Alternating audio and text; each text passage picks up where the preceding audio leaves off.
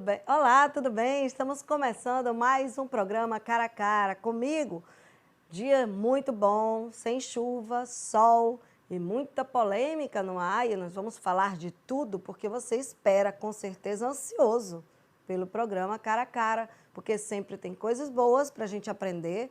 Tem pessoas que vêm aqui para prestar conta, outras vêm aqui para esclarecer. Mas o bom de tudo isso é que fica cara a cara comigo. Você que é o público interessado, o povo interessado, vai agora nos assistir. E eu gostaria que você aproveitasse esse momento que nós estamos iniciando essa entrevista e viralizasse, que compartilhasse, que curtisse a nossa live em todas as nossas redes sociais. E também às 22 horas hoje no canal 48.1 na Rede Brasil, que é o seu canal de TV aberto, que você pode ver todos os conteúdos do portal CM7 Brasil e TV CM7 Brasil. Aqui na minha frente, cara a cara comigo, uma pessoa que você deve ter esperado por anos para ouvi-la, uma pessoa que governou o estado do Amazonas e que está aqui para esclarecer algumas coisas, tirar dúvida. É uma oportunidade de você também participar, mandando perguntas, que ele vai esclarecer. De peito aberto comigo, sem nenhum tipo de restrição. Aqui, professor José Mello, conhecido como professor José Mello, ex-governador do estado do Amazonas. Bem-vindo. É verdade, amiga. É com muito orgulho. Na essência, eu sou um professor. Né? Comecei minha vida assim e é o que eu tenho orgulho de dizer. Né? O resto que passou pela minha vida foram passagens, né? Sim. Mas essa de professor eu tenho imenso orgulho de sê-lo. Que bom. Vou apresentar para vocês a carreira do professor José Mello. Ele é formado em economia, foi professor de história, deu aulas na antiga Escola Técnica Federal do Amazonas e na Universidade do Amazonas. Ocupou cargo como delegado do Ministério da Educação e Cultura, foi secretário de Educação do Amazonas, foi secretário municipal de Educação de Manaus, foi deputado federal e reeleito. Em 2002, foi eleito deputado estadual e um dos mais votados.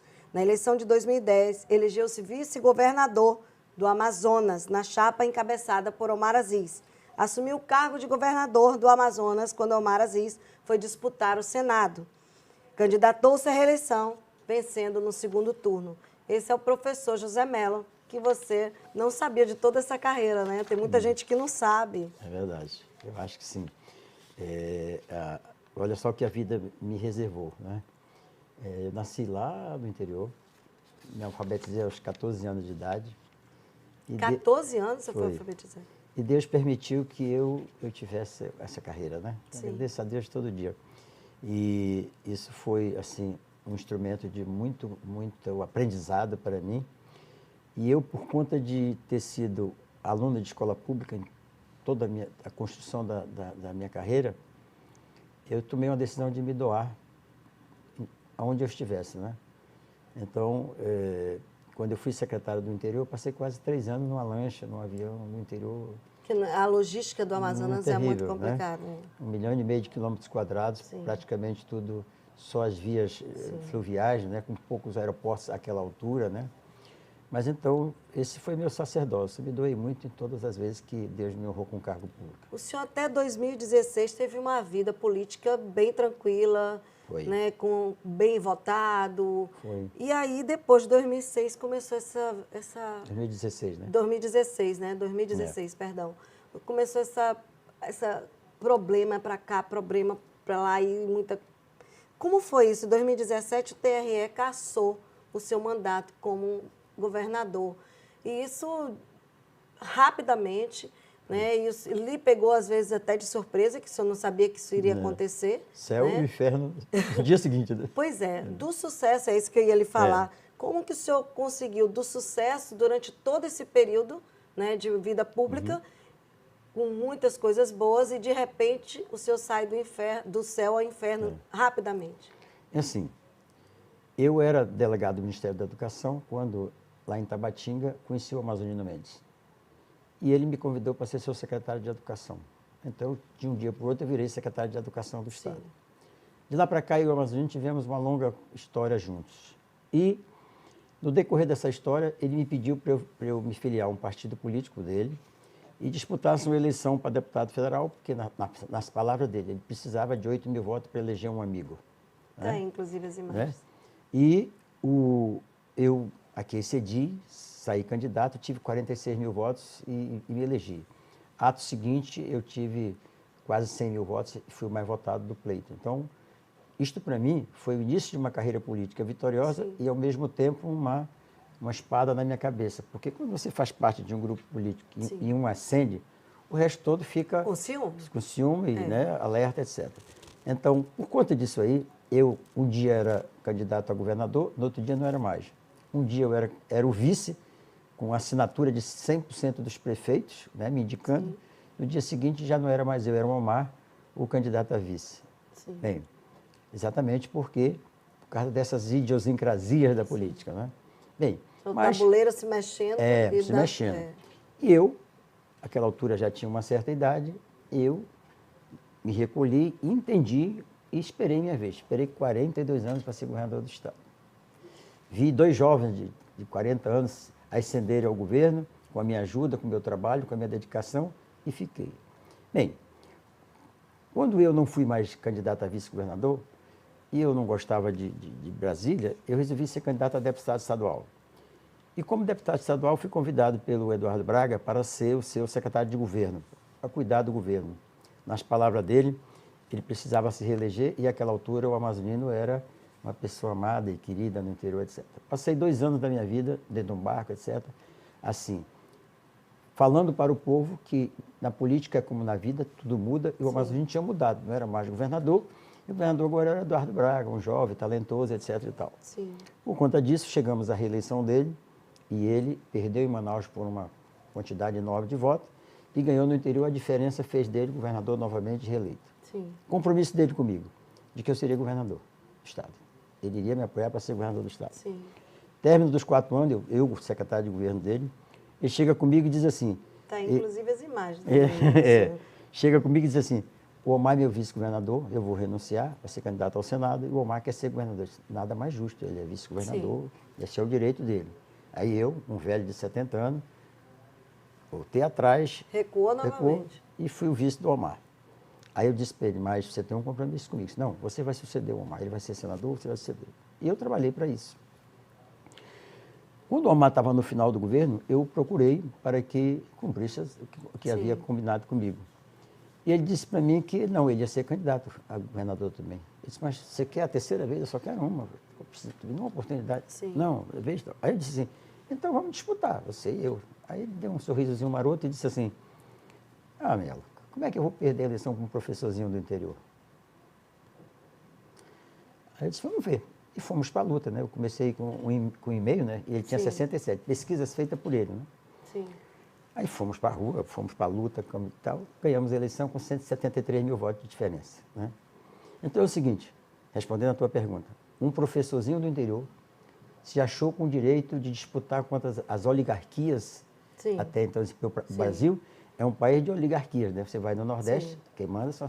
Aí em São Paulo... Tem os grupos políticos antigos, então, muito fortes. Essas oligarquias jamais aceitaram que uma pessoa que foi auxiliar deles, que foi secretário deles, que veio lá de baixo, pudesse chegar ao nível deles. Então, é uma questão sociológica, de ego, sim, né? Sim, claro. Eu analiso dessa forma.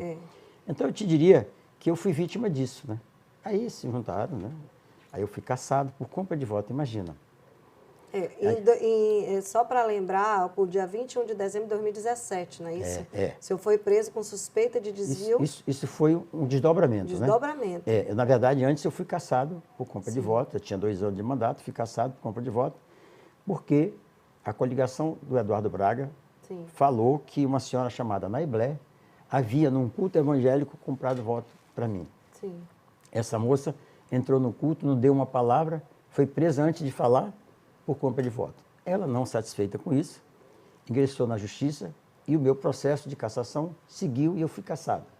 Agora a justiça, transitada em julgado, julgou a senhora Naiblé inocente, disse que não havia como ela comprar votos, ela não falou com ninguém, não falou com ninguém, etc. Bem, e ela, quando o processo dela correu, ela exigiu que os 2 policiais federais, as únicas testemunhas admitidas do processo, dissesse se viram ou não compra de votos, os policiais federais disseram que não viram compra de votos. Então, 2 fatos. Tudo começou nesse fato, de que houve compra de voto. Pronto. Então agora a Assembleia não comprou voto, mas eu perdi meu mandato por isso. Sim. Os policiais federais não viram compra de voto, mas eu fui cassado por isso. Agora eu estou entrando nos tribunais superiores, pedindo a anulação dos fatos todos, né? Se não comprou voto, como é que vocês me cassaram por compra de voto, né? Sim. Né? Mas a sua prisão, que foi dada nessa época, 21 de dezembro, Essa foi um desdobramento dessa investigação. Não foi assim. Perdi a eleição, Sim. etc. Um dia eu estou em casa, aliás, no sítio, que é da família da minha esposa, e eu estava fazendo dele um sítio produtivo, né? Eu tinha peixe, etc. A Polícia Federal chega lá, me prende e já era a Operação Maus Caminhos. Maus Caminhos. Sim. Aí eu perguntei ao delegado, eu estou aqui por quê? Ele disse, porque tem um processo de acusação de que o senhor, com o senhor Mohamed Mustafa, fizeram uma quadrilha para roubar a saúde. Aí eu perguntei, quem? Mohamed Mustafa. Eu disse, eu não sei. Como o senhor nunca falou com esse senhor? Eu digo, não, nunca teve contato nenhum. Não esqueça que o senhor vai assinar um documento sobre isso. Eu digo, pode fazer que eu assino. Bem, aí começa uma via-sacra na minha vida, né? Saí da delegacia. O senhor foi cassado, logo depois cassado começou o desdobramento da Maus Caminhos, aí o senhor é preso. Aí eu preso. O senhor ou a sua esposa? E pior é isso, não falar sobre isso, né? Sim. Aí eu fui, me botaram na cadeia, 133 dias, depois 1.140 dias de tornozeleira eletrônica. 120 dias o senhor ficou? 133? 133 e 1.140 dias de tornozeleira eletrônica, a coisa mais excrescente que eu acho que um ser humano pode ter. Eu me senti como um zumbi, rei na África, e no dia seguinte, escravo nos canaviais, pegando chibatada nas costas. Me senti assim, entendeu? Mas tudo bem. Eu, dentro da minha cela, fiquei esses dias todos sem sair dela, eu fui estudar o processo, todinho.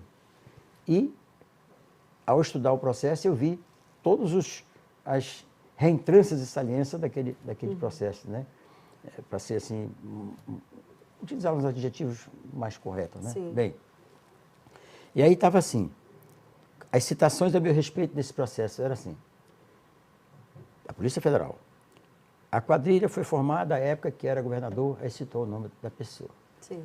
José Melo de Oliveira era vice, não consta no processo nenhum indicativo que ele tenha feito parte da formação da quadrilha. Ponto.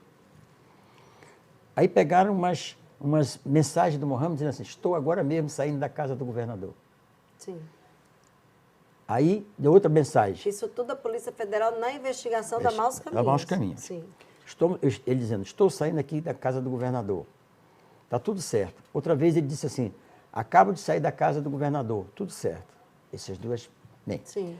quando ele disse que estava saindo da casa do governador, naquela hora, naquele momento, naquele minuto, naquele segundo, eu estava deslocando de Goiânia para Brasília e, ato seguinte, uma reunião com o presidente da República com mais 17 governadores. Eu provei isso. Sim, nos autos também. A outra vez, eu estava atendendo na Secretaria da Fazenda, o prefeito de Altaz, juntamente com o professor. Também provei isso nos autos. Mas não precisava. A Polícia Federal tem um aparelho chamado Celebrate, que já referencia o meu telefone e o teu. Sim. Então, saberia naquele momento onde estavam os dois telefones. Não, é verdade. Então, mas essas acusações que a Polícia Federal fez, dizendo que houve um desvio na saúde, que o senhor tinha ligação com... Não, aí é outra coisa. Eu não estou aqui falando se houve ou não desvio da saúde. Sim. Não sou eu para julgar isso. Sim. Eu estou aqui dizendo que eu, José Melo de Oliveira, baixinho, careca, feio, etc., eu não fiz parte disso. Sim, mas entendeu? Por que ligaram o seu nome a Mustafa? Quando ele entrou no seu governo... Ele não entrou no meu governo. Não. Não, Mohamed, eu vou te contar essa história. Sim, porque assim, o Mohamed Mustafa... Ele conseguiu entrar, ele não era nada, era só um médico. O Mohamed Mustafa, isso eu soube depois, disseram-me que ele era um médico. Sim, de muitas qualidades. Sim. Um dos bons intensivistas do Amazonas. E isso foi que me falaram, se é verdade. Tá aí a imagem dele. Disseram-me que ele foi o intensivista que levou a dona Delfina, de saudosa memória, que eu tinha o maior respeito, o maior carinho, quando ela teve um AVC. Ele foi o intensivista que levou-a para São Paulo e a trouxe depois. A dona Delfina vale dizer que é a mãe do Omar Aziz, falecido. O que me falaram Sim. é que, nesta altura, então, foi que o Mohamed teria vendido no bom sentido, né? Sim. De que havia empresas em São Paulo e em Goiânia que prestavam um serviço na saúde que era de boa qualidade, etc. Que, bem, Mas isso foi antes do seu governo? não sei, eu era vice-governador. Sim. Então foi no governo do Omar Aziz, não foi no Então, seu? eu estou lhe contando o fato. Sim, Você perguntou sim, quando é que isso aqui. claro. Então, É porque as pessoas, Aí- para poder aí que- até ter uma ideia entender, né? melhor, entender, porque Hum. assim, o senhor era vice-governador, e vice-governador normalmente não manda muito, né? Mas O embora- senhor me perdoe falar assim. embora no meu caso eu trabalhava muito. Não, mas não manda, né? Não, não, A caneta não, é na não. mão do governador. Quem tinha caneta de contratar as empresas do Mustafa, no caso, era o Maziz. Então vamos voltar. Sim, Sileide, por favor. Sim. Vamos voltar. Então, aí o que estão nos autos? Por que eu estou falando nos autos? Sim. Porque é público, né? sim, Não tem mais segredo de justiça, Sim. os autos são públicos. Sim. Que estão lá nos autos. Né? Que a quadrilha foi formada à época que eu era simplesmente um vice-governador. 2, que não consta nos autos nada que indicasse que eu, como vice-governador, tenha dela participado. sim, 3, quando eu assumi o governo, os 3 centros de saúde onde o senhor Mohamed Mustafa Sim. com as empresas dele já estavam funcionando. Tanto é que foram inaugurados. Quando o senhor assumiu o governo, já estava Não, tudo funcionando. inaugurado, funcionando e tudo. E mais, a UPA de Tabatingas estava funcionando, o CRQD que também Sim, estava funcionando. sim. Que é O senhor não podia parar naquela altura que estava tudo Como é que você funcionando. pode parar Sim. um avião Boeing no ar e trocar Claro. a turbina? Tudo continua. Ato seguinte veio a campanha, a campanha de minha reeleição. Para ser o governador. Eu caio de campo na campanha. Sim. Né? E tudo continuando aí. Todos os contratos vigentes no Estado estavam aí andando. Sim. Tudo funcionando. Bom, terminou a campanha, ganhamos a eleição. Aí eu fui, digamos assim, abrir as vísceras Sim. do governo. Né? Do governo anterior. Do meu governo, né, que eu tinha assumido. Né? Sim, mas aí o senhor, eu queria para saber o senhor assumir o seu qual governo, era o o senhor meu- teria que ver primeiro o que aconteceu antes. Eu queria saber o passivo Sim, e o ativo sim, claro. desse governo. Né? Todo mundo que Foi assim, aí- empresário, para falar como empresário, né? O empresário, quando compra uma empresa, Tem ele que saber tem que o ver que deve e o que tem para receber, né? Exatamente. No caso do governo, o senhor também Isso. foi pegar... Fiz isso. Passamos 2 meses e abrimos, digamos assim, as vísceras do governo. Né? Sim, E aí vimos o que tinha no governo. Essa altura vem a crise. A pior crise Sim. de toda a história econômica do Amazonas. Você como empresário deve ter sofrido, Sim. como todo mundo sofreu. foi muito difícil essa época. Com esta crise, eu decidi que eu iria fazer um corte no governo. Foram 780 milhões de cortes que eu fiz. Esse senhor Mohamed Mustafa pulou, todo mundo pulou. Mas eu disse o seguinte, ou trazemos o governo para o tamanho que a Sim. bota calça, Sim. ou vamos falir o governo. Sim. Bem, fizemos esse governo. Foi aí... Decisão nada fácil, né, também. Não, difícil. Porque você imagina Ganhei muitos o inimigos. senhor entrar no Ganhei governo e muitos já inimigos. fazer corte. O senhor Ganhei ganhou inimigos muitos. para o resto da vida. Muitos, ganhei. Né? Aí é o seguinte, você vê. Inimigos que permaneceram, inclusive, Olha, camuflados, no O caso. orçamento do Estado anual era 13,9 bilhões. Tu imagina eu tirar quase 1 bilhão de um dia para a noite? Sim. Mas eu não tirei só de empresas, não. Eu tirei quase Você 5 fez mil. os cortes. Eu tirei quase 5 mil servidores Sim. dentro do Estado, mas o Estado continuou. Ninguém Sim. quebrou Sim. e nós fomos considerados o 3º Estado mais equilibrado do Brasil. Enquanto 17 estados não pagaram o 13º, nós pagamos tudo normalmente. Bom, isso é um assunto. Bem, Sim. voltamos ao o tema da nossa conversa. Então, essas instituições foram inauguradas com a presença do ministro da Saúde, com o governador da época. Sim. Eu as herdei. Quando fizemos a reforma dentro do governo, aí nós vimos que tinha... Aí foi que eu fui saber que a Secretaria de Saúde tinha 630 contratos. Tu imagina? Meu Vai Deus. administrar um samba do crioulo doido desse, né? É. Aí o senhor pegou... A Isley, deixa eu verdade. te dizer, se posso lhe chamar assim, querida. 630 contratos. Só na tinha- Suzano. Só na Suzano? Só.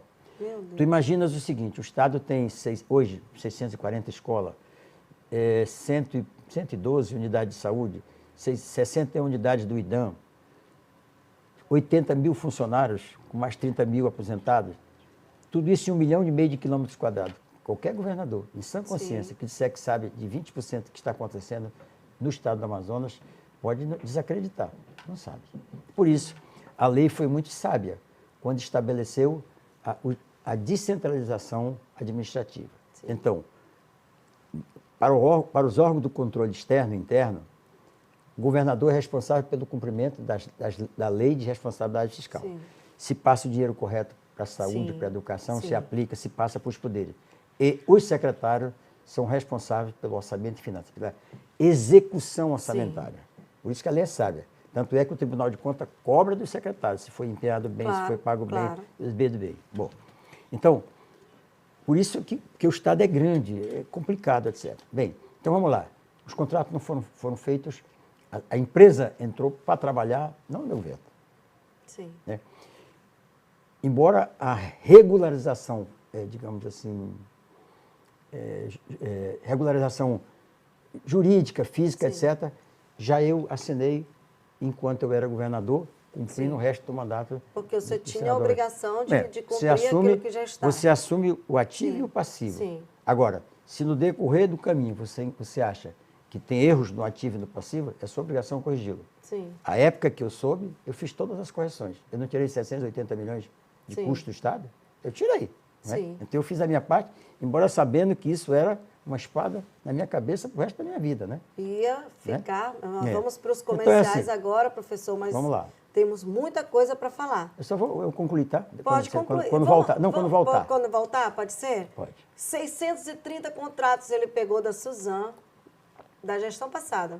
Nós vamos esclarecer mais coisas aqui, gente. É importante você estar aí, continuar conosco, porque eu estou aqui com o professor José Mello, ex-governador do Estado. Já, depois dos comerciais, ele vai falar mais detalhes sobre a gestão que ele assumiu e como ele assumiu na época de governador. Já a gente volta.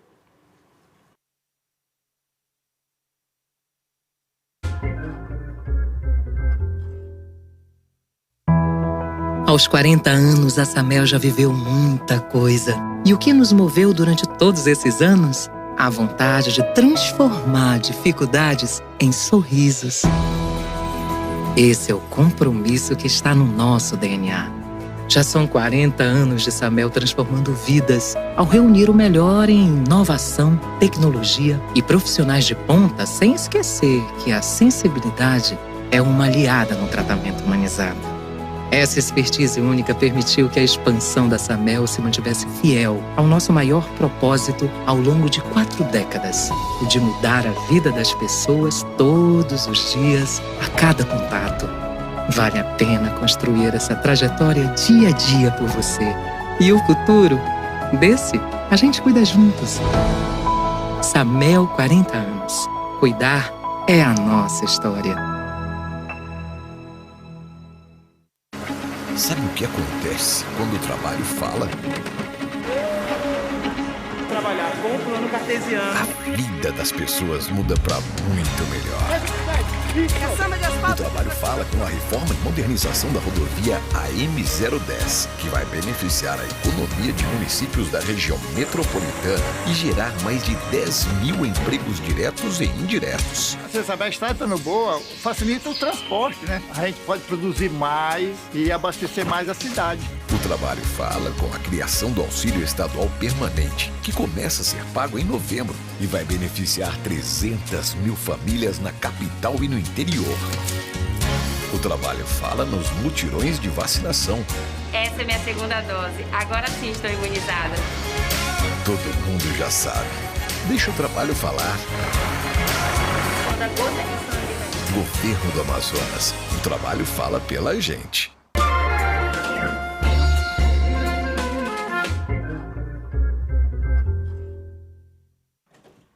De volta aqui para falarmos tudo. Caixa preta sendo aberta é igual um Boeing. Quando cai, a gente precisa abrir a caixa preta para saber o que está realmente acontecendo.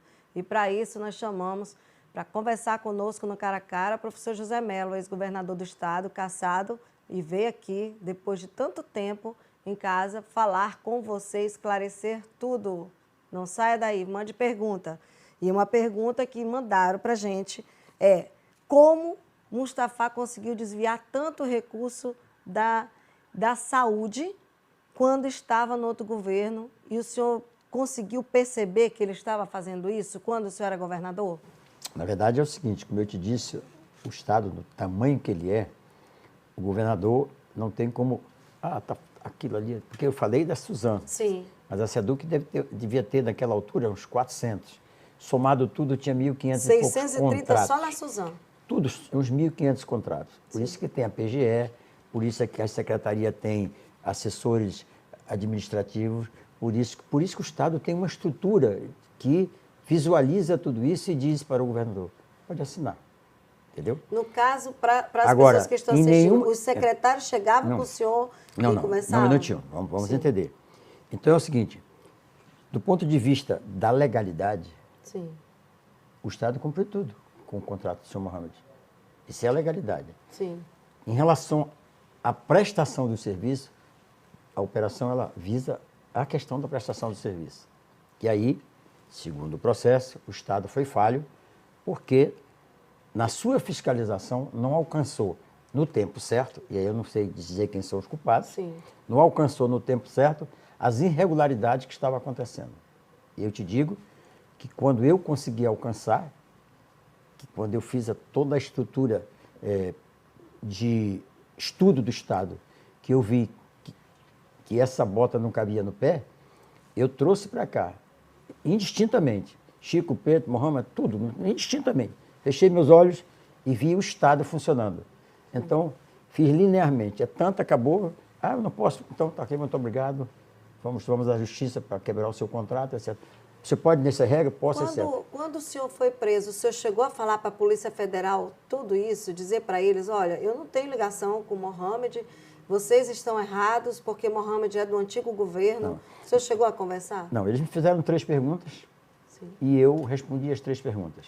E esclareci fatos atônitos de por que eu estou ali, né? Sim. Né? Bem, depois o processo foi, e na instrução do processo, foi quase 3 horas o meu depoimento, Sim. na instrução do processo, porque é assim, Leide, o processo é assim, começa com a investigação, Sim. a Polícia Federal verifica se está tudo ok, faz uma denúncia, o Ministério Público verifica que está ok, oferece a denúncia para uma juíza, Sim. e a juíza toma a decisão, se prende, não prende, se não, etc. Bom, chegamos aí. Aí o processo, até aí, a investigação, nem um advogado, nem ninguém tem ciência de nada. Sim. Tudo corre às escuras. Até que a polícia chegue na sua porta e diga que você está preso, porque você não está sabendo. Isso. Aí, a partir daí, Sim. você vai produzir provas para mostrar que você é inocente ou não.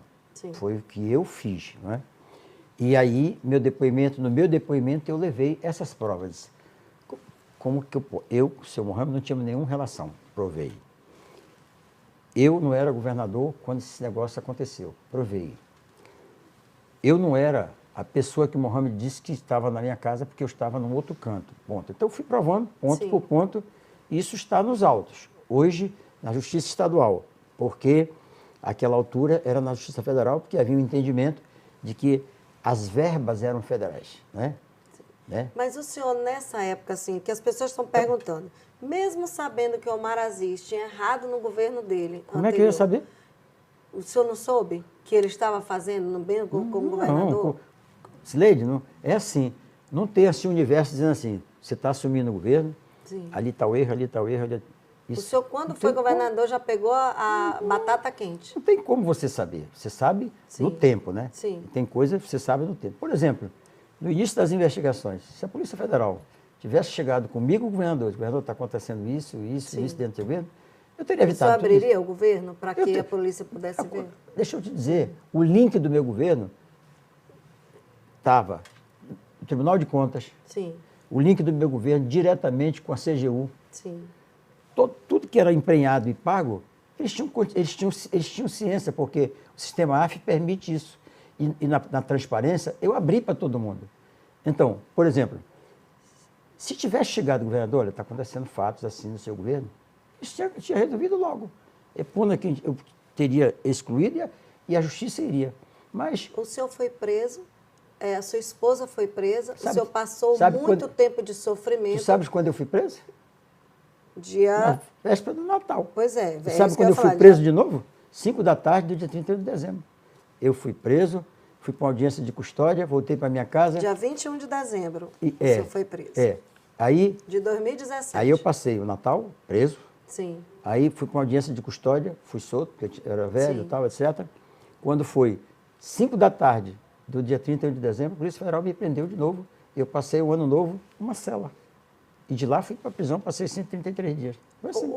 O que as pessoas, para mim também, eu tenho curiosidade de saber, e é muito importante, o senhor preso ali, naquele momento, o senhor sabia que aquelas pessoas que o senhor acreditou que vinham de outro governo, porque com a sua prisão veio da sua esposa, que com certeza o senhor ficou chocado também, da sua esposa, seu irmão, alguns amigos. Olha, da Edilene eu posso dizer uma coisa, foi a maior de todas as injustiças que se fez com a primeira-dama que pela primeira vez na história do Amazonas pegou os recursos que eram destinados ao social e reequipou o Francisca Mendes, reequipou o João Lúcio, reequipou o Hospital do Câncer, pegou o recurso e colocou. Se você for lá, está lá o nome dela na parede. E aí a Edilene sai de casa, recebe um telefonema para levar cera depilatória para a empresa dela, foi buscar a cera, passa 1 hora com o José, dono da Paraguardá. Nessa altura, ele determina, a pessoa vai lá, tira 5 caixas de cera e coloca no carro, ela leva. As câmeras de monitoramento mostram abrindo as caixas, tirando a cera. A Polícia Federal faz um relatório e diz assim, o material encontrado era semelhante ao que estava na Paraguardá, cera depilatória. Ela é presa por subtração de prova. Durma com um barulho desse, né, Sileide? Sim, é isso que eu estou lhe falando. Sua família foi exposta e aí as pessoas que estavam envolvidas em tudo isso, inclusive, teve a prisão dos irmãos do senador Omar Aziz, da esposa dele logo depois de desdobrar dessas operações do Maus Caminhos. O senhor ali sofrendo, o senhor com a sua família com problema, sabendo logo depois do que tinha acontecido, que foi do governo anterior, o senhor fez alguma denúncia e disse assim, olha, eu estou cansado de ficar preso, estou cansado de falar, eu quero... Não funciona assim. Sim. Funciona assim, a justiça te pega, te acusa das coisas e tu fica lá. Tu tens uma chance de te defender quando estiver instruindo o processo. Eu esperei todo esse tempo. Eu não podia fazer diferente. Sim. Diferente era eu me transformar no delator, como fizeram muito na Operação Lava Jato, né? As pessoas foram lá, delataram, reduziram a pena, etc. Só que eu tinha absoluta consciência que era inocente. Eu ia ser delator de quê se eu era inocente? Então, eu paguei todas as minhas fichas para provar a minha inocência. Mesmo com 133 dias preso, mesmo com 1.140 dias de tornozeleira, eu paguei o preço de provar minha inocência nos autos. Não ficar como execrado delator. Isso eu não tenho natureza para ser, entendeu? Excelente. Então eu fui para os autos. Quando o senhor estava preso, o senhor passou por muitos conflitos, né? Assim, como a gente fala, sai do céu de governador, que tinha um comando do Estado, a ser chamado de presidiário, né? Nesse momento, o senhor quis suicidar, o senhor pensou na sua vida. Aliás, foi depois, né? Eu vou fazer a digressão disso aí. Sim. É assim, como é que aconteceu essa loucura da minha vida? Eu tinha sido governador, cassado por compra de voto, e a justiça tinha inocentado a dona Daiblé de compra de voto. Eu tinha sido preso, acusado de formar com o senhor Mohamed Safar uma quadrilha, sem que eu e ele tivéssemos um dia conversado. Muito bem. Eu fui sair da minha prisão porque um amigo pagou um advogado para eu sair.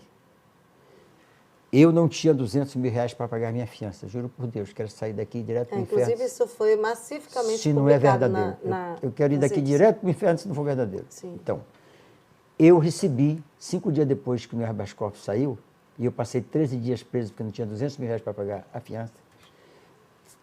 5 dias depois, eu recebi um ofício de um juiz do Tribunal de Justiça dizendo que a minha pensão como ex-governador, que eu vivia, tinha sido cassada, sob a alegação de que eu havia sido cassado e, portanto, não tinha direito. Só que eu fui para a minha reeleição. Então, eu tive, como governador, um mandato anterior e tudo mais.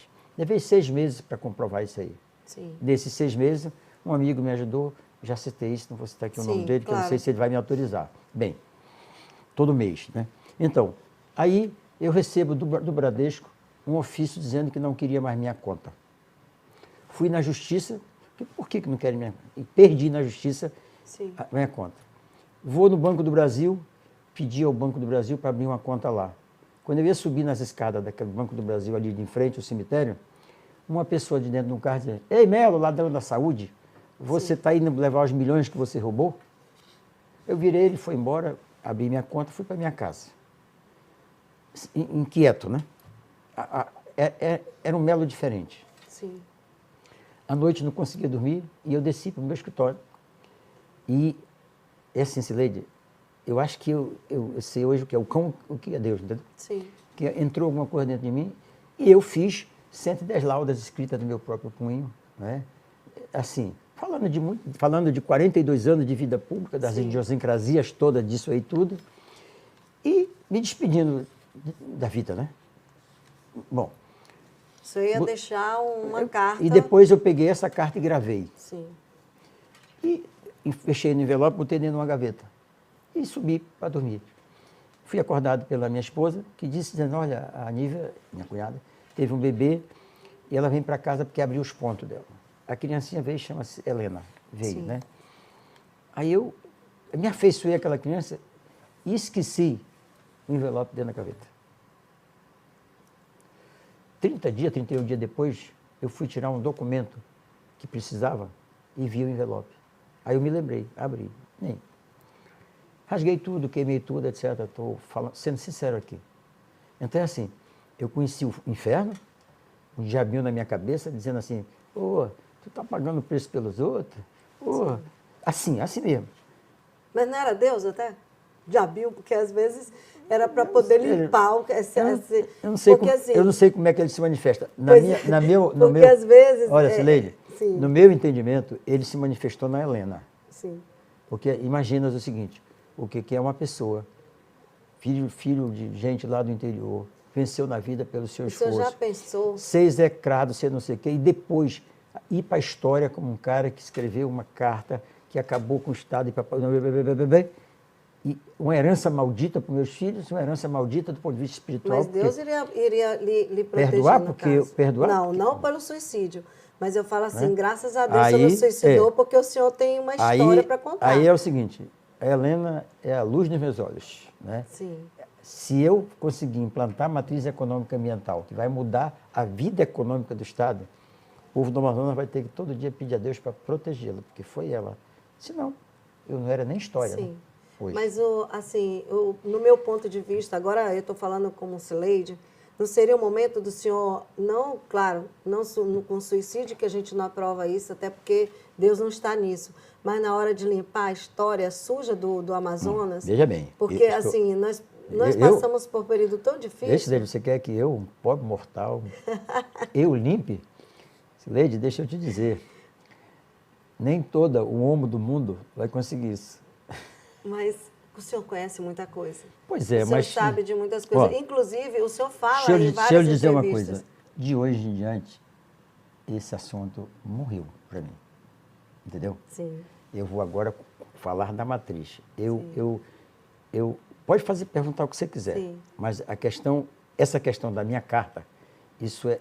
O senhor não quer falar? Vamos respeitar, isso então. É passado. Sim. Porque, Cileide, olha, deixa eu dizer, olha nos meus olhos, cara a cara. Eu não desejo aqueles momentos que eu passei naquela noite para o Eduardo Braga. Você imagina. Eu não desejo. Ele lhe perseguiu todo esse tempo porque ele perdeu a eleição.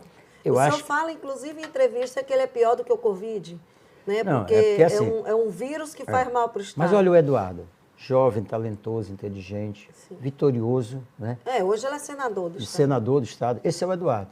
No entanto, ele tem o pior de todos os defeitos. Papai dizia assim, é melhor você ficar amarelo 30 segundos do que vermelho a vida toda. Ele dizia isso porque você tem que honrar as coisas que você assume, seus compromissos. Melo, gratidão se paga com gratidão. Entendeu? Então, ele, no caso, foi ingrato com o senhor. Pelo menos comigo foi. Sim. Entendeu? Então, no meu caso, todo o talento que ele tem, e eu reconheço publicamente, vai para o limbo por causa da natureza dele, entendeu? Assim, é bem interessante o senhor falar nessa questão de gratidão. A família do Omar Aziz estava envolvida nos escândalos, eles simplesmente permitiram que o senhor fosse preso, sua família, sua mulher, porque veio o Mohamed vem de lá da gestão dele, ele também, de alguma forma, ele traiu, porque se o senador Omar Aziz lhe perseguiu todo esse tempo e aconteceu tudo isso, o senador Eduardo Braga lhe perseguiu, é como um vírus, né, que o senhor compara. O Omar Aziz também, de alguma forma, não lhe ajudou. E, pelo contrário, a família dele estava toda envolvida, o senhor foi colocado dentro de um cenário que o senhor disse que não estava, dentro de um cenário de corrupção, desvio de 112 milhões de reais da saúde, que o senhor afirma que não estava, diz que é inocente, mas a família dele foi presa, a esposa dele foi presa, Olha, e tiveram todos eles envolvidos nisso. Eu não disse, eu sou, e vou provar isso. Sim, mas aí que eu estou lhe dizendo, o senhor é inocente, o senhor Sou. está dizendo que é inocente. As investigações levam a crer que o senhor não tinha envolvimento nenhum Perfeito. na época com o Mohamed. Mas o Mohamed vem de uma gestão anterior. Hoje ele é senador, o Aziz. Ele não falhou mais com o senhor do que até o Eduardo Braga? Não defender nenhum dos dois. Não vou defender. Vou te responder com uma metáfora. Sim, Eu e essas pessoas fomos durante muito tempo o Rio Negro e os Solimões, que se juntaram para formar o Amazonas, do ponto de vista político. sim. Politicamente falando. Hoje nós somos óleo e água, o azeite e a água. Não caminham juntos, de jeito Não nenhum. nos misturamos nunca mais. Sim, No entanto, quem virá julgar essas pessoas é a justiça e Deus, não eu. Eu já paguei um preço alto pelo que não fiz, mas ficou preso, usou acreditei tornozeleira. isso a Deus fazendo isso para tornar mais forte, né? De alguma forma, De alguma Eduardo forma. Braga foi punido, porque ele também não assumiu o Estado. Você ele ganhou, lutou contra... Né? Não, o Eduardo imaginava que eu seria cassado, ele como segundo lugar assumiria, só que o advogado dele esqueceu de dizer que o Tribunal Superior Eleitoral já tinha transitado, julgado uma decisão que tinha nova eleição, como está Sim, acontecendo em Quari sim, agora, né? Sim. Né? Quari está tendo uma nova eleição. E aí veio a nova eleição, o que aconteceu com o nosso grupo político? Esfacelou. Sim. O Oman foi o quarto numa campanha Sim. de coisa. Ele ganhou a eleição com 500 e pouco votos do Luiz Castro, Sim. que era uma referência política Sim. como deputado estadual. Sim. O Paulderney, que foi o Pôncio Pilatos desse credo, porque o Paulderney é um grande técnico, é uma referência da Zona Franca de Manaus, lá em Brasília, perdeu a eleição, poderia estar lá com seu talento ajudando. E o governo passou para a mão do Wilson, que era um jovem, talentoso, etc., mas desconhecido. Então, o Eduardo, ao fazer o meu mal, fez o mal ao nosso grupo político. Talvez fosse ele o governador hoje, se o grupo tivesse mantido unido, né? Então é o seguinte, fez mal para mim? Fez. Mas Fez. ele também não assumiu o Estado na época. Mas fez mal para o povo também, Leide. Foi uma confusão generalizada. Se eu tivesse mais em relação 2 anos de mandato, eu teria implantado a matriz econômica ambiental, que são as riquezas do interior. A vida do interior era outra. Então, eu fui punido, fui. Padeci. Mas o povo continua padecendo, porque o interior não mudou. Continua o mesmo. E eu queria mudar. Então, não me deixaram. Agora, eu, depois que me refiz, Sim. depois de O 3 senhor anos... passou 3 anos... 3 anos de reclusão, ajeitando a minha cabeça, que é o cara que queria se matar, não está bem da cabeça, né? Sim, claro. Então eu tinha que me refazer. Depois de tudo isso, aí eu volto, né? E volto pegando os meus sonhos. Qual é o meu sonho? Pegar as riquezas minerais, transformar... Quantos anos o senhor tem hoje? 75. 75 anos. É. O senhor ainda acredita nos seus sonhos? O senhor está falando de sonho. Eu acredito. O Amazonas não tem outra saída. Ou fica com a cabeça, com a espada na cabeça a vida toda, que é a Zona Franca de Manaus, porque o ministro de mau humor não funciona bem com a mulher durante a noite e assina uma portaria prejudicando a Zona Franca de Manaus. Então, a Zona Franca de Manaus, maravilhosa, linda, etc., mas ela precisa de uma irmãzinha. A irmãzinha são as riquezas que tem imensamente no nosso interior, que não precisa tirar uma árvore para explorá-la e que representam, olha só, Cileide, o mundo diz que tem que pagar pelo sequestro de carbono, não diz? Sim. Se a gente pegar os 42 unidades de conservação que o Estado tem, dá 55 bilhões de dólares ano. Sabe qual é a receita do Wilson, do governo? Sim. 24 de reais. 270 bilhões de reais seria se o mundo pagasse o sequestro de carbono. Sim. Então, Você vai abrir mão disso? Eu vou lutar por isso. Sim. As próximas crises mundiais são hídricas, né? Falta de água doce e falta de alimento. Nós temos 20% da água doce disponível no mundo e temos peixe de excelente qualidade. Por que a gente não se transformar no maior produtor de peixe de água doce do mundo? Eu vou lutar por isso. Mas o senhor acha que esses adversários anteriores vão deixar o senhor continuar trabalhando? Bem, se eles vão deixar ou não, mas os últimos anos da minha vida, eu vou lutar por isso. Uma pergunta que estão mandando agora é: o senhor acredita que o povo esqueceu do que aconteceu no passado? Eles vão deixar o senhor trabalhar? Eles vão ainda conseguem acreditar? O senhor vai conseguir passar isso para as pessoas? Você diz o povo do Amazonas? No caso, Olha, que o julgamento é do povo. Silene, pela primeira vez, o povo está tendo a oportunidade de me julgar. Porque foi feito um linchamento público sem que eu desse uma palavra. E eu me autoimpus o silêncio porque eu não estava preparado.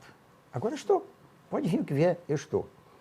Então, agora eu estou dando uma oportunidade ao povo do Amazonas de me julgar.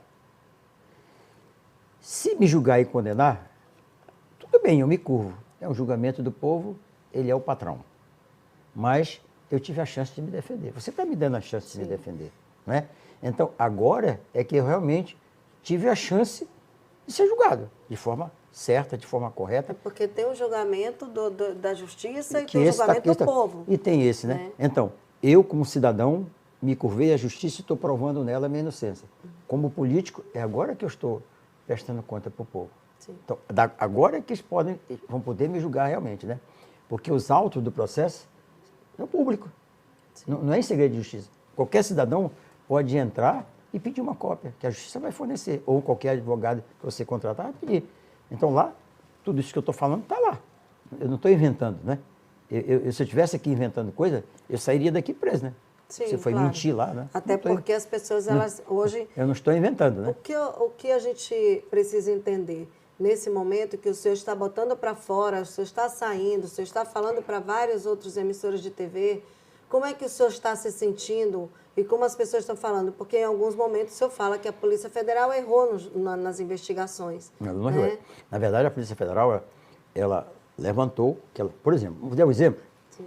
Está nos autos uma acusação de que eu tenho uma casa de 7 milhões de reais. Isto aí foi cópia de um blog. A Polícia Federal poderia ter pedido da Caixa Econômica uma avaliação para saber se a casa valia ou não 7 milhões. Só que a minha casa está no meu imposto de renda. Provada como eu comprei, como eu reformei, está lá. Né? Se tivesse se acautelado, ia a Caixa Econômica, e a Caixa Econômica dizia, não, essa casa vale 3 milhões e meio. Que é o que eu tinha condições de comprar e pagar, que está lá. Então, veja, aí foi para os autos uma coisa sem a devida cautela, concorda? Não é? É isso que eu te digo. Então, quando é que eu tive a oportunidade de dizer que isso não era isso? 2 anos. O senhor está tendo agora essa oportunidade de falar? E nos autos, sim, 2 anos depois. Sim. E agora, publicamente. Né? O Amazonas ficou em manchete nacional com tudo isso. Com uma vergonha. Foi uma vergonha nacional. Uma vergonha. A exposição do seu nome, a exposição da sua carreira política e o mundo todo falando da Maus Caminhos. Eu me senti impotente porque é assim, quando me prenderam, eu não tinha tido acesso aos autos. Eu até perguntei, por que eu estou sendo preso, né? Sim. Então, quer dizer, depois que esse estrago todo foi feito, é que eu, acusado, tive acesso aos autos. Os seus amigos, um deles é Gilberto de Deus, que fez a denúncia. Ele andava com o senhor, ele tinha relacionamento com o senhor, e de repente ele fez uma denúncia que culminou com prisões, o concreto armado. O Gilberto é assim, era um garoto extremamente inteligente. Eu o adotei na Secretaria de Educação. Sim. Virou engenheiro, um excelente engenheiro. Trabalhou comigo na SEDUC, reformamos junto mais de 400 escolas. Esse era o Gilberto. Eu amava, eu adorava o Gilberto. Um dia, eu assumo a secretaria, eu assumo o governo do Amazonas. Sim. E lembrei desse garoto. Fui buscá-lo. Dei a ele a missão de ser o meu gestor na área de obras, porque competência para isso ele tem. Sim. Ele foi para lá. Um dia ele chega comigo e disse assim, eu vasculhei tudo que tinha do governo do Omar e tu aqui para o senhor. Gilberto, deixa eu dizer uma coisa. Eu pedi para ti administrar o meu governo. O governo dos outros é o Tribunal de Contas que tem a responsabilidade de dar. Aí tivemos a discussão, teve inclusive prefeito que assistiu, ficou assustado, porque nunca me viram daquela forma. Sim. Né? E porque veio a mim, poxa, eu confiei, eu pedi para você fazer um trabalho, eu não pedi para ele esconder coisas erradas, não. Está errado? Vai lá para o Tribunal de Contas e diz, né? Sim. Então, o que ele fez? Saiu do meu gabinete e foi ao Ministério Público, ao Tribunal de Contas e fez a denúncia. Essa é a verdade. Agora, o que ele denuncia se é errado ou certo, Eu não sei, porque foi, como diz o caboclo, patrasmente, né? Sim, para trás. Ele vinha trazendo, é brincadeira, né? Sim, Foi. sim. O senhor está falando do governo do Omar Aziz? Não, que eu houve não estou esses falando só do problemas. governo dele, Sim. não. Ele trouxe coisa de outros governos atrás também, né? Quer dizer... O Eduardo Braga, depois Omar Aziz e vai então, assim por ele diante. trouxe disso. Então, a minha relação com o Gilberto foi isso. Eu sofri muito, fiquei muito magoado, sofri, porque eu amava o Gilberto. Eu tinha a esperança de que ele pudesse ser um ser humano assim, na acepção do termo, porque isso foi que eu ensinei ao longo dos anos que ele esteve ao meu lado. Mas, de alguma forma, ele tentou lhe avisar o que estava acontecendo? Não, ele não tentou lhe avisar. Não? Ele chegou com um prato feito e disse assim, está aqui. Eu disse, eu não estou entendendo, está aqui. Aí eu disse assim, Gilberto, o que foi que eu te pedi? Eu quero que você administre o meu governo. Isso aqui é Tribunal de Contas que tem que ver, não eu. Ele disse, então eu vou entregar. Eu disse, então entrega, Gilberto, para quem tu quiser. Vai com Deus. Pronto, tá bom. É assim, o senhor, durante se ele o seu fosse... governo, teve assim, alguém para chegar com o senhor além dele, para dizer assim, o governador Zileide... está tendo isso, isso, isso, a família do Omar Aziz está fazendo isso, isso, isso? Não, nunca chegaram. Nunca chegaram não, para o senhor absolutamente falar? não. O senhor pegou uma carga, então, muito não, pesada, foi se preso... alguém chegasse comigo e dissesse, olha, isso aqui é assim, assim, assim, eu iria perder uma coisa que eu considerava preciosa na época, que era a amizade do Omar. Mas eu ia agir como gestor público. Eu ia. Um cara que foi secretário 8 vezes, deputado, governador, etc., que não tinha 200 mil reais para pagar a sua fiança, era um cara que teria coragem de fazer isso. Claro, né? porque o senhor estava ali com a sua família. Porque assim, eu sei que o senhor ama sua esposa foi presa, seu irmão foi preso, os seus amigos foram presos, como assim? Aí a pergunta que todo mundo, como que uma pessoa sabendo de tudo o que estava acontecendo ali não denunciou? Vamos dizer, qualquer um desses que tivesse chegado comigo e dissesse que estava errado, eu tinha agido. Menos a Edilene, porque ela é o Pôncio Pilato desse crédito. Sabe a história do Pôncio Pilato? Sim.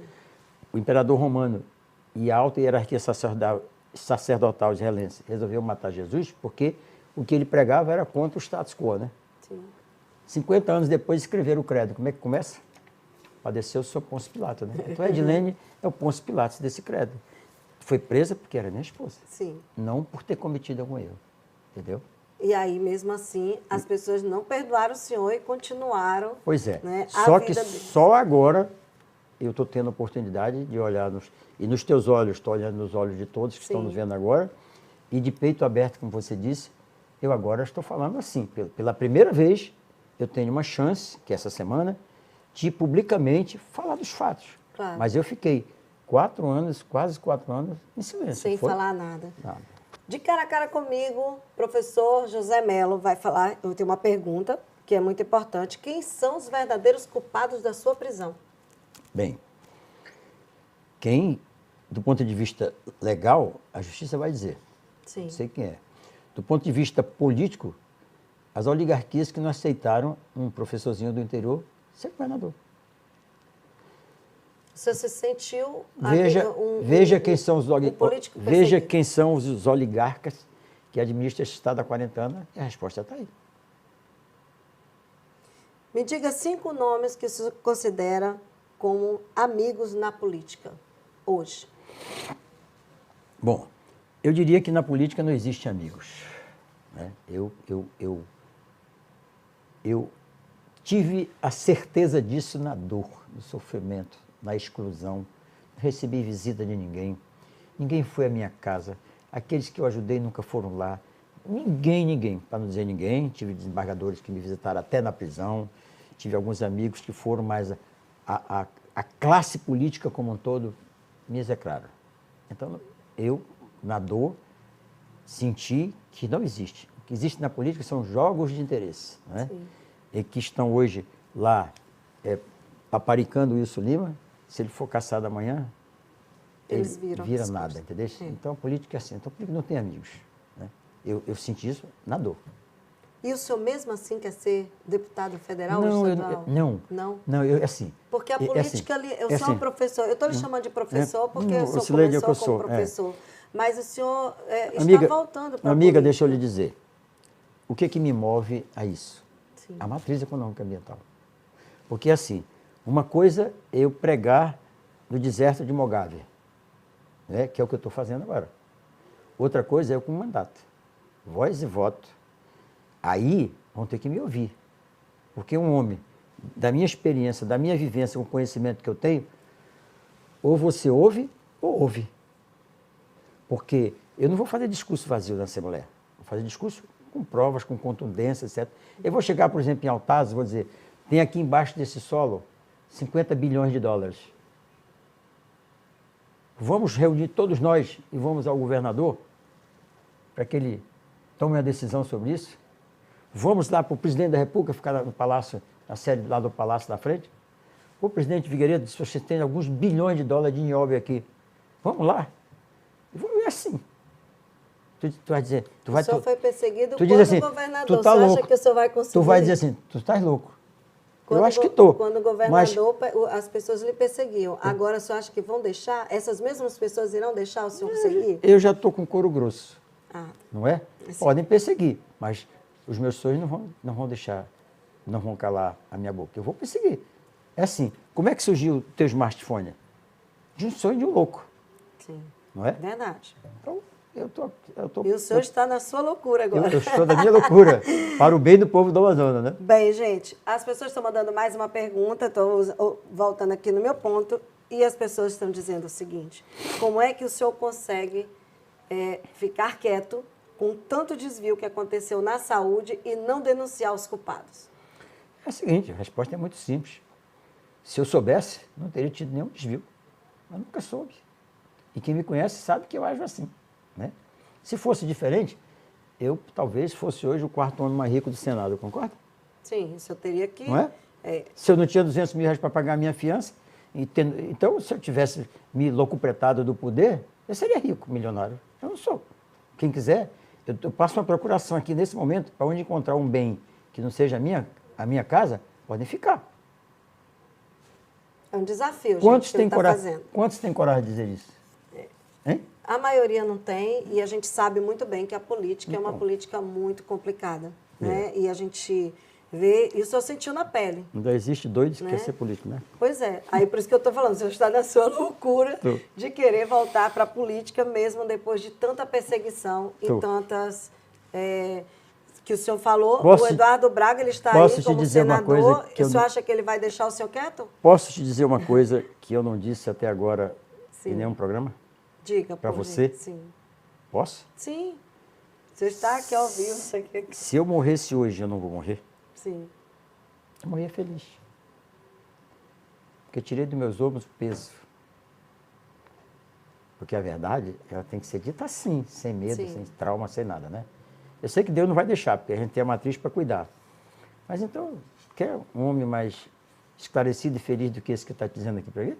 O senhor está falando o tempo todo da matriz econômica, o tempo todo falando da matriz. É um projeto que... Futuro do Amazonas. É isso que está levantando o senhor? É isso que está fazendo o senhor ir para frente? É assim, eu era governador, levantei as riquezas do Amazonas, na mineração, na farmacopeia, tudo, peixe, tudo, levantei. Descobrimos uma fortuna incomensurável nisso. Eu convidei os ambientalistas do mundo todo para cá. Quando o senhor era governador? 9 embaixadores, pessoal da ciência, nos reunimos no hotel Selva lá de Rio Preto da Eva, que agora parece que está fechado, né? São 3 dias. Nesses 3 dias nós dissecamos tudo isso e chegamos à matriz econômica ambiental. Imagina que até a BR-319 estava metida nisso, com o ambientalista pelo meio. Quando nós conseguimos conformar isso e que eu estava elaborando a legislação que pudesse amparar as empresas que viessem para isso, fui caçado. Então isso ficou no limbo durante todo esse tempo. Porque tem muita gente também que não tem interesse que isso aconteça, né? Agora eu retomo, né? Em outras condições. Quer dizer, eu preciso hoje ter um governador que aceite, eu preciso ter um presidente da República que aceite, só que vão aceitar de uma forma ou de outra. Porque, Sileide, deixa eu dizer uma coisa. O nióbio é tão importante para o mundo, e 96% dele está aqui no Amazonas, que ou por bem, ou de uma forma ou de outra, nesses próximos 50 anos, esse nióbio será explorado. Sim, com entendeu? certeza. Então, tem muito não é melhor, aí, não é melhor nós criarmos condições legais e ambientalmente saudáveis para explorar e o povo do Amazonas ter o benefício disso? É isso que eu defendo. Quem quiser ser contra, que traga os argumentos para mim. Que eu estou aberto a isso. Sim. Né? Eu acho que agora, gente, eu acho que já esclareceu muita coisa. Nós vamos fazer nossa pausa na entrevista. Nós estamos com 1 hora de entrevista. Eu eu tentei tirar aqui o máximo do professor José Melo com relação a isso, porque muitas pessoas perguntaram e queriam, né, que o senhor explicasse sobre a saúde, porque muita gente morreu de Covid, perderam suas famílias, nós tivemos muitos problemas na saúde que vieram de outros governos. E com certeza o senhor sentiu isso também, que o senhor tem uma idade já idoso, né? Então, assim como o senhor, outras pessoas perderam familiares. E as pessoas lhe culpam disso, né? Muita gente culpava o senhor disso, porque houve desvio na saúde e tal. Então, é muito importante que o senhor se despeça falando, né, desse momento, porque, claro, o senhor tem seus projetos, o senhor tem seus sonhos, né? E nunca é tarde para sonhar. O senhor passou pelo cárcere, o senhor passou pelo pior momento, o senhor foi do céu para o inferno, o senhor descobriu que os seus amigos não eram mais seus amigos, que o amigo político era inimigo, e muita gente, né? Hoje tem 2 senadores com mandato que poderiam ter lhe ajudado, um perseguiu e o outro viu o senhor na prisão, com a família toda presa, e ele continuou sendo senador. Então, os 2 senadores que mais lhe prejudicaram continuam aí. Agora o senhor está aqui, 4 anos depois, tentando esclarecer, e o povo precisa lhe ouvir, de verdade, de Melo para Melo. É por isso que a Cileide Mussalem é a Cileide Mussalem, campeão das audiências aqui, porque você, em 30 segundos, sintetizou tudo. Sim. Né?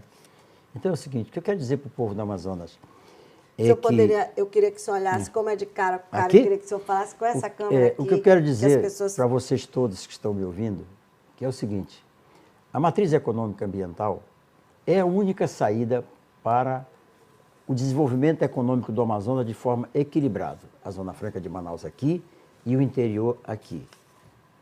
Não é dado o direito a nós, amazonenses, abrirmos mão disso, mas também não é dado o direito de devastarmos a floresta. A proposta que eu faço é explorar essas riquezas de forma sustentável, em harmonia com a natureza. E não é justo que o interior do Amazonas permaneça como está, sendo tão rico. Como eu também não acho justo que Roraima, com todas aquelas riquezas que tem, os índios e Yanomamis continuam morrendo de virose, de gripe, etc. e tal. Então, essa é a minha luta. E eu quero convidar vocês para virem. Quem tiver alguma sugestão, críticas, etc., eu estou aberto. Mas a grande verdade é o seguinte, vocês lembram daquele general que pegou o seu exército, chegou numa ilha para invadir a ilha e que mandou queimar os navios e que os seus comandados ficaram aborrecidos? Por que o senhor faz isso? Como é que nós vamos voltar? E ele disse assim, ou ganhamos a guerra ou seremos escravos. Então é isso. Ou ganhamos a guerra da matriz econômica ambiental ou seremos eternamente escravos da Zona Franca de Manaus, que é um modelo maravilhoso que nos apoia, mas não é suficiente para um Estado que tem tantas riquezas. Cileide, muito obrigado pelo seu carinho. Eu que agradeço ter vindo. Eu fiquei muito feliz, muito honrado e quero dizer que vou colocar no meu caderninho de débito e crédito, porque você me permitiu falar de peito aberto as verdades, sem escamotear, sem esconder, sem nada. Muito obrigado, que Deus abençoe você, seu esposo e todo o grupo aqui que faz esse programa. Obrigada. Obrigada, professor Melo. Gente, eu acredito que essa entrevista deu para esclarecer algumas coisas para vocês, principalmente no que diz a saúde. A gente está aí, vamos deixar a Polícia Federal e a Polícia, o Ministério Público, investigar, denunciar e colocar quem merece na cadeia. Isso é uma questão de justiça. O professor José Melo veio aqui para poder esclarecer alguns pontos, coisas que você tinha dúvida e você pediu para ouvi-lo. De cara a cara comigo, dizendo a verdade, contando o seu lado e ouvindo as perguntas dos nossos internautas e telespectadores. Daqui a pouquinho, às 22 horas, essa entrevista vai para o canal 48.1 Rede Brasil. E se você quiser mandar mensagem, se você quiser mandar pergunta, você pode mandar, que nós enviaremos a assessoria de imprensa do ex-governador José Melo, professor Melo. Muito obrigada pela sua audiência. Já já a gente volta com a segunda entrevista do dia. Tchau, tchau.